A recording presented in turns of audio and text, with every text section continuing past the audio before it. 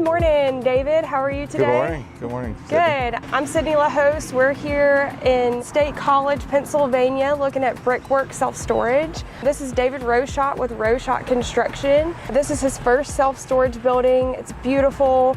We're just in the fall, and we can't wait to hear more about your process and how it went today.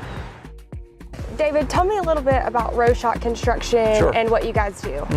So we do construction management. I've been in business since 1991. Used to work for Ryan Homes in Baltimore area. Moved back here, started building custom homes, spec homes, did that.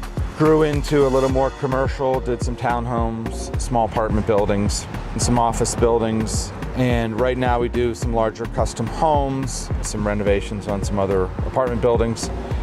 And this is my first venture into self-storage. So how many multi-story self-storage do you think are in this area, State College, PA? Is this kind of the first one? Zero. There's none. A lot of our competition here in town are 40, 50-year-old buildings that are not climate controlled. The climate control they have, they're kind of renovated old buildings, so they leak. I know, because a lot of my subs work on them, and they're like, oh, the doors are rusty from salt and all the problems they're having. So we have 21 outdoor drive-up units. Those are climate controlled. Inside we have various sizes from 5x5s to 10x30s, all climate controlled. And we have the Janus lock system, so you can open them up from your phone. So tell me why climate control is so important to the end user.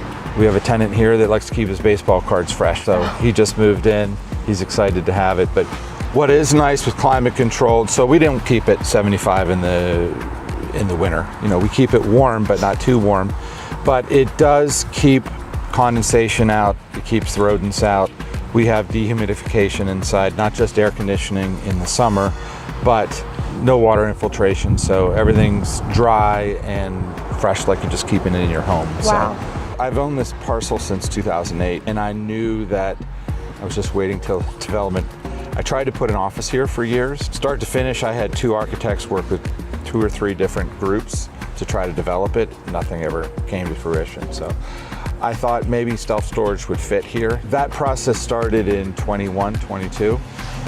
Took me about 2.5 years to get through the township. So as we got through the process of development, unfortunately it was November when I got my zoning permit. So we wanted to get the footers in before winter, but fortunately Elevate was kind of ready January 2nd to get started. So we were able to get the footers poured, the slab poured, and Elevate jumped on it right away. They were standing columns within a week after we poured it. I built heavy steel buildings, and this could have been done with heavy steel. We could have done the whole superstructure, put the roof on, and then come in. That's the traditional way. But the alpha system going up, first, second, third floor, it enabled us. I think it saved a good bit of money.